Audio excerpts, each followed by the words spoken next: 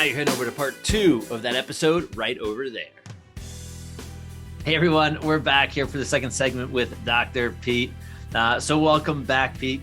We were just chatting, we were offline for a minute there about, rugby. And I was saying, I know this much about rugby. I know the chiropractic college that I support, Life University, they have one of the best rugby teams in the country. And I've been to the sevens, the national championships here in Philadelphia. Yeah. A couple times. And I'm like, holy cow, these athletes are nuts. And they're like, these are the fast ones. When you want to see the crazy stuff, you got to see the 15s. They're like the mountains that just run into each other, and they're big, and it's a lot longer game. Like, holy crap. So talk about rugby for a minute, because I think this is a wild sport.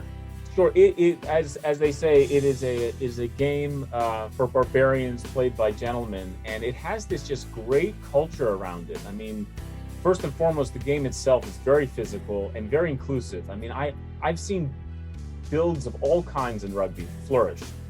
Tall and big guys, short and small guys. There's something for everyone. It's a very democratic game, honestly.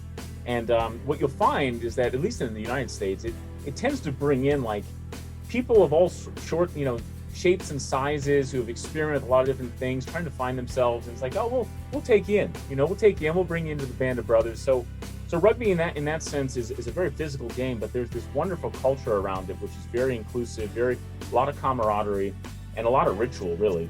And there's a lot of drinking involved, before after the game, which honestly I think is just us trying to process the lactic acid. It's like post game, and you're just drinking a lot of beer and just kind of flushing the system. But anyway, just a theory of mine.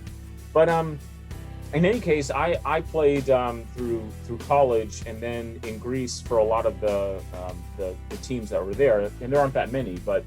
And then, I had the opportunity to represent our Greece, the country, in the sevens tournament in Croatia. We were trying to compete to be in the Olympics. So, Cool. Conceivably, there's over 100 teams that potentially could be in the Olympics, but it's such a short amount of time, you can only get a handful of them. So they had these tournaments leading up to it, and Greece put together a team, and I was selected, and I went on, which was a great honor. I mean, you sing your national anthem. They talk about Greece versus Croatia, and you come out on the field, and that feels epic. It feels like you're old, some old medieval battle or something. But then you just kind of get hit for a while, and there's something very physical to that. I mean, sort of going back to the theme of the Athos diet, I think one of the reoccurring themes of the diet is that it just kind of allows a person to admit that they're made of ancient stuff. Like, DNA has been around for arguably millions of years. We've been struggling in the jungle, in mountains, against, predators of all shapes and sizes, and we're used to struggle. And as I say in the book, it's kind of like taking a polar bear out of the Arctic and putting them in the desert and just saying, come on, man, you're made of strong stuff. Why aren't you flourishing in the desert? If you're good, you're going to be good anywhere. And it's not really true. I think we're very adaptable as a society, but human beings are used to feast and famine. We're used to struggle. We're used to exerting ourselves. And we've kind of created a wonderful civilization. I'm not going to down it, but blast it too much. But as a result, we don't get to participate in those ancient conditions as much. And just like fasting, I mean, what fasting does is it creates in your day those conditions. And it's a little artificial, you could say, oh, what am I doing this for? But it actually is more in resonation with your ancient self. And so you feel better. I mean, that's what we were built for. And as you find, and it talks about this in the book, but fasting ultimately leads, if it's when you're not eating, ultimately to a state of ketosis, which has its own round of benefits. There's even ketogenic diets where all you do is just eat fat and protein, and you get a health benefit from that. But intermittent fasting is even beyond that. You get the ketosis, but then just eating in a confined amount of time has a health benefit. They do experiments on animals. They do an experiment on animal. It lives 30% longer. It doesn't matter what they're feeding it. It just lives 30% longer. Imagine, I could guarantee a person that they can have another 30 years of lifespan, and not just low functioning lifespan, but, they're lucid, they're high functioning, it's high quality of life. So that's one of the benefits of intermittent fasting. And again, this this concept that we're taking people out of the civilized world and through our own sort of self-made parameters, kind of reconnect with our ancient selves. You feel the difference. It feels natural. It feels good, and that's very motivating. Yeah. So I want to go back to rugby for a second because Yeah. there's we speak about like the drinking, the camaraderie, all that fun stuff, like world battle, like coming up, and your own skin is your armor type of thing. But what I want to connect with is, as an athlete, you're going through college, you're playing, you're figuring out that food can be medicine, right? Food is, there's a good part of food. Did you notice a difference, if this happened during rugby, like if you were mostly omnivore, then you shifted over maybe during certain parts of the season or whatever it may be, like, did you feel performance changes, recovery changes? I mean, I've seen rugby players, I've taken care of them. They get banged up pretty good. Yeah. Well, again, I think my mistakes probably in keeping the fast in this tradition and then playing rugby was that at the time I wasn't really optimizing my parameters. So, it's just kind of purely leaning on the fact that I was young and youthful, and that kind of got me a certain distance. But, I know now that really what I was doing wrong probably was not getting enough protein. And I probably should have been on a pea protein supplement. I probably should have had more, Cliff Bars, more soy, more tofu, this type of stuff. And I think I would have recovered better. Now, at the time, I was in college, and so I was just on the cusp of sort of being like, I need to take my health in order, exercise, not just as as a thing I do with the guys, but like as an important part of my life. And so I just like anything when you're young, you just sort of do it, lean on your youth, and you power through it. What I will say is, now having optimized these parameters for my life in terms of fasting and then trying to exercise, is that I find that when I do it right, when I get enough protein through a plant-based source, I feel very energized, and I recover faster.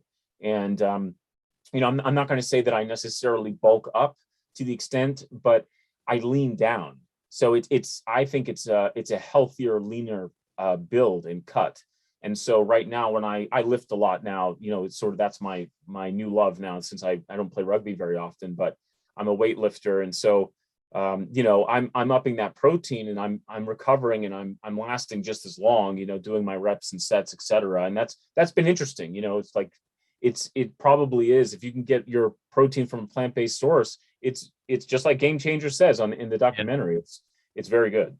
Yeah. So here's a question for being that the Grecians are known for endurance running. Have you ever run a marathon? I have not run a marathon. It's funny. I'm a little over 6'3". I'm probably 240 pounds. At baseline, and my weight can fluctuate depending on what I'm going for throughout the year. But I have just never naturally been a runner. I mean, I used to joke around that the reason I did sports was to trick me into getting cardio, but I have other gifts. And so this brings me down, but no, I've never done it. But I know that there's a very famous Greek gentleman who is a fantastic ultra marathon runner. And, but yeah, I know that tradition is there, but I've never participated. I'm jealous, Yeah. Well, no, so this is the funny thing. Like you say, you're a bigger guy than me. I'm about 6'1" now I'm about 195 pounds. I've been as high as like 210. Yeah. You look lean, man. You look good. But so here's the thing. Like when I showed up to my first ultra marathon, I was this size, and I would stand and look at the guys to my left and right that were 6'1" or more, but they were like 145 pounds. I'm like, yeah, I definitely don't fit in here, and now I've been in the ultra world for a few years, or since maybe 2018. You would fit in. I mean, not that that's what you want to do, but like you said, like in rugby, there's different shapes and sizes. Interesting. There's a guy I ran my first 100-mile attempt with was a guy that was probably up to my shoulder, stocky, chubby guy. Interesting. And I'm talking to him, he's carrying an American flag. The first, like, I don't know, maybe 30 or 40 miles. And I ended up talking to him intermittently. And he's like, oh, I'm doing, 100-mile marathon every single week of the year. I'm like, what? Huh. You're going to do 5,200-mile runs, 100-mile runs in a year? I said, yeah. And I'm going to carry the flag for, he was a retired military guy, middle-aged. And if you looked at him in a lineup, you would say, this guy cannot even run a 5K. Wow. Type of thing. So like, I think it's got to be a desire or want, but I just thought, like, hey, I got to ask, Greek guy here, it's potential. That's wild. That's wild. I mean, again, I think it feels good as a man to be able to enter a sport with your gifts, your body structure, totally, your strength, your weaknesses, and participate. Bring whatever it is to the table. And one of the reasons I brought up rugby, again, it's just that it's one of these sports that's just very primal. It just for sure. It just feels good, to just kind of explore that a little bit. Like I've never been in a battle. I've never been in a war. I've never worn a helmet and tried to, slash the enemy. Yeah. But in rugby, you kind of get an opportunity in a more civilized form, and there's some injuries that come with it as you've taken care of patients that experience it. But it does reconnect you. And like I said, I just think it's cool that the Athos diet, in a certain sense, also by design, is kind of democratic. A lot of people of all ages can use it anywhere you are in life, and at the same time, it reconnects you with that kind of primal environment, which I think that's what we were built for. Yeah, no, that's so cool. That's so cool. And yeah, I mean, you said you played sevens, and you just told me how big you are. I'm like, I think people I saw play sevens were like half that size. Usually there's a few guys on every team where they kind of change it up. But Carl Isles in the sevens team of the U.S. He was an Olympic athlete, a sprinter, and like he didn't. I don't think he went ultimately to the Olympics, But he's a fast guy. He joins the rugby sevens team and is just just incredible specimen. I mean, that's what he brings to the table. He's a short, fast guy, and he just scores with his own gifts. And I was thinking you're definitely, when you said that size, I'm like, this guy definitely played 15s. Probably ran over people. That was my cup of tea, and then sevens was sort of an offshoot of that. But it's a great sport. But I think diet is very important to get right with those sports, and it's kind of cool to know that plant-based protein might help you recover even faster.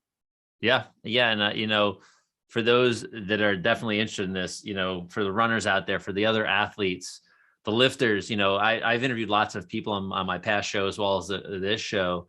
And I love hearing everybody's take. And I love like the ancient stuff. I think it's just so cool that, time tested, but for thousands of years, type of thing. It's like, well, it might work. It might work. It might work type of thing. Right. Yeah. So Dr. Pete, this has been awesome. It's been a lot of fun. I'm so glad we got to connect. And I want to say thank you again for the books. It's a great resource. And I think anybody that gets this, like you said, any walk of life, like this is something I feel I can give to my 91-year-old grandma. Yes. And it wouldn't be an issue, right?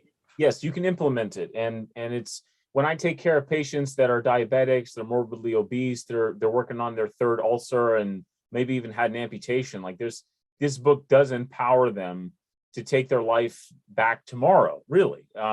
And in a certain way, make progress in the way that they can at that point in their life. And, that's the cool thing.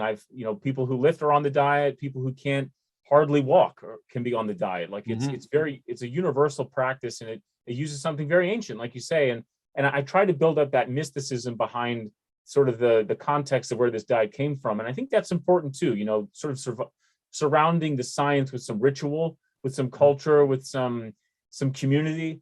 And that also can be very motivating, because sometimes it can feel very isolating just to have sort of a science strategy, like, oh, these are the outcomes, please follow it. People aren't inspired by that. They like a narrative and a story, and I think the Athos diet gives both of those aspects in a good way. Very, very cool. Dr. Pete, again, it's been a blast. Everyone, just scroll down the show notes, connect with Dr. Pete. We have all his links there. And again, I'm Dr. Josh Ham for the Human Powered Life podcast. This has been another awesome show. Thanks, Dr. Pete. Thank you. Thank you, Dr. Josh. So you're still here. Awesome. I want to thank you so much for watching part 2 of this episode. Make sure you scroll down on the page you're on right now and join our tribe of human-powered life heroes. You definitely want to be the first to get information on new episodes, new videos, product launches, live events, affiliate discounts, and so much more. So have a great day, evening, or night, and we'll see you on the next episode. Bye-bye.